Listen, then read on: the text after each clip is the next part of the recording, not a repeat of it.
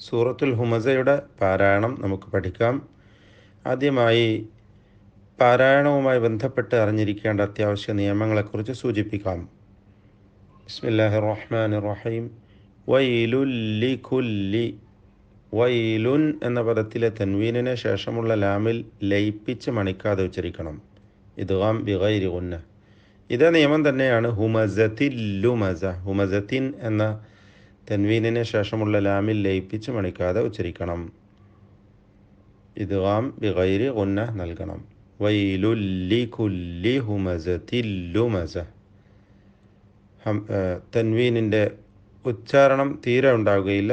ശേഷം ഷദ് നൽകപ്പെട്ട ലാമ് മാത്രമാണ് ഉച്ചരിക്കുക. ലുമസ എന്ന പദത്തിലെ തൻവീൻ അവിടെ വഖഫ് ചെയ്യാതെ ചേർത്തോതുമ്പോൾ കസ്റുള്ള നൂനാക്കി ഉച്ചരിക്കേണ്ടതാണ്. അതായത് ഹുമസത്തിൽ ലുമസത്തിനില്ലദി എന്ന് ചേർത്തോതണം. വഖഫ് ചെയ്യാതെ നിർത്താതെ ഓതുകയാണെങ്കിൽ മാത്രം. ഹുമസത്തിൽ ലുമസത്തിനില്ലദി ജമഅ മാലൻ വഅദ്ദദ. മാലൻ എന്ന തൻവീനിനെ ശേഷമുള്ള വാവിൽ ഭാഗികമായി ലയിപ്പിച്ച് മണിക്കണം. ഇദ്ഗാം ബിഗുന്ന നാഖിസ് നൽകണം. യഹ്സബു അന്ന. ഷദ് നൽകപ്പെട്ട നൂനിനെ മണിക്കണം. നൂൻ മുഷദ്ദദ. മാലഹു അഖ്ലദ. മാലഹു എന്ന് ദീർഘിപ്പിച്ചുകൊണ്ട് ഓതൽ അനുവദനീയമാണ്. 4 5 ഹറക്കത്തിൻ്റെ അളവിൽ ദീർഘം നൽകാം. മദ്ദുസ്സിലത്തിൽ കുബ്ര എന്നാണ് ഈ ദീർഘത്തിൻ്റെ പേര്. മദ് മുൻഫസിലിൻ്റെ വിധി നൽകപ്പെടുന്നു. അതായത് ഹ ഉദ്ദമീർ വന്ന പദം, ഇതിൽ ഹ ഉദ്ദമീറിനെ ദീർഘിപ്പിക്കുകയും ശേഷം അടുത്ത പദത്തിൻ്റെ ആരംഭത്തിലായിക്കൊണ്ട് ഹംസ വരികയും ചെയ്യുന്നു. ഈ ദീർഘത്തിനാണ് മദ്ദുസ്സില എന്ന് പറയുക. ഇവിടെ ഹംസ വന്നതിനാൽ കൂടുതൽ ദീർഘിപ്പിക്കൽ ആവശ്യമാണ്. അതിനാൽ മദ്ദുസ്സിലത്തിൽ കുബ്ര എന്ന് പേര് പറയുന്നു.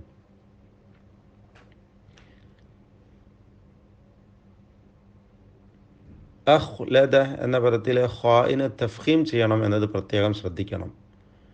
പെരുപ്പിച്ച് സ്വരഭാരത്തോടെ അഖ്ലദ അഖ്ലദ എന്ന് ഉച്ചരിക്കണം.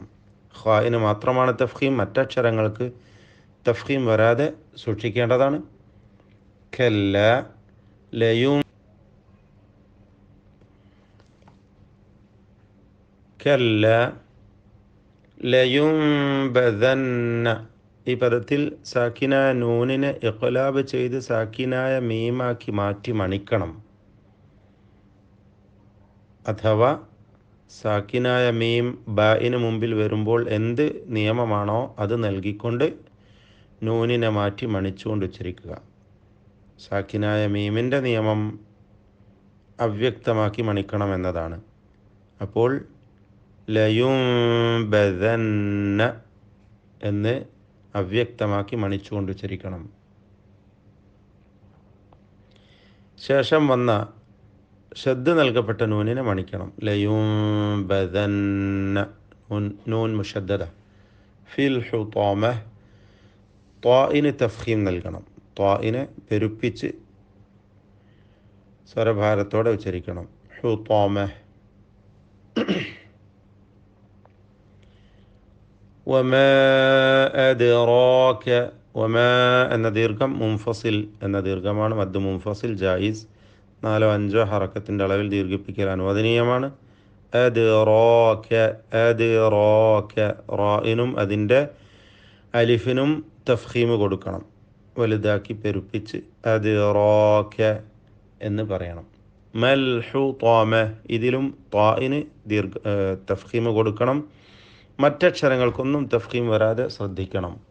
ഹുതാമ. അടുത്ത പദത്തിൽ നാറു എന്നതിലെ റായിന് തഫ്ഖീം കൊടുക്കണം. അല്ലാഹി എന്ന പദത്തിലെ ലാമിനും തഫ്ഖീം കൊടുക്കണം. അൽ മൂഖദ ഈ പദത്തിൽ ഖാഫിന് തഫ്ഖീം കൊടുക്കണം.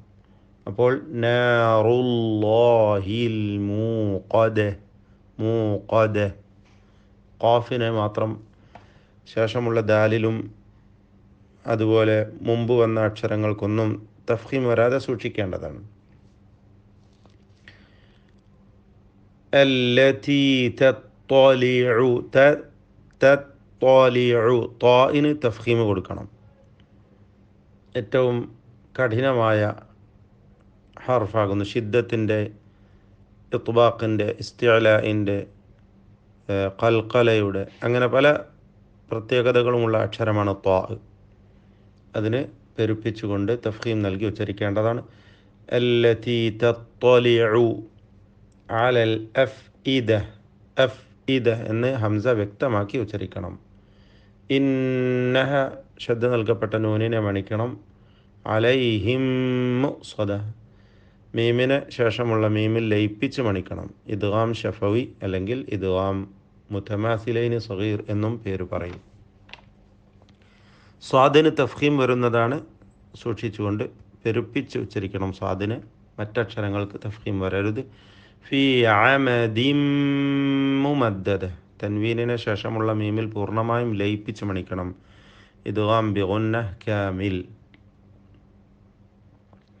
ഇനി നമുക്ക് പാരായണം ചെയ്യാം. എൻ്റെ കൂടെ എല്ലാവരും പാരായണം ചെയ്യുക. അഊദു ബില്ലാഹി മിനശ് ശൈത്വാനിർ റജീം.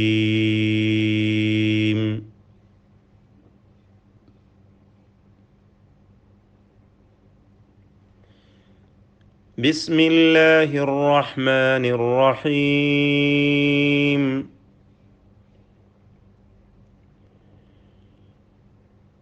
ويل لكل همزة لمزة.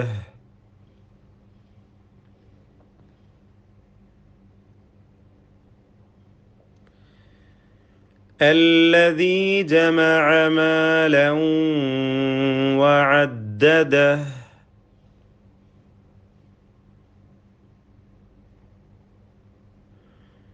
يحسب أن ماله أخلده.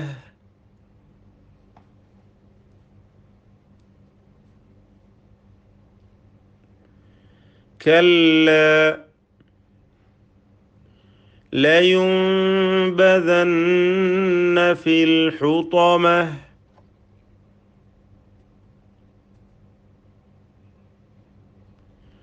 وما أدراك ما الحطمة.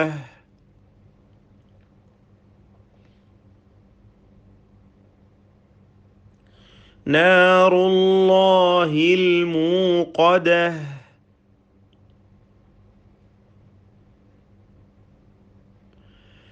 التي تطلع على الأفئدة.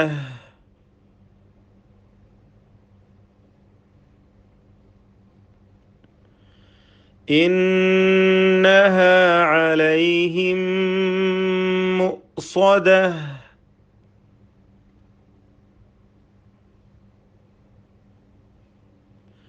في عمد ممددة.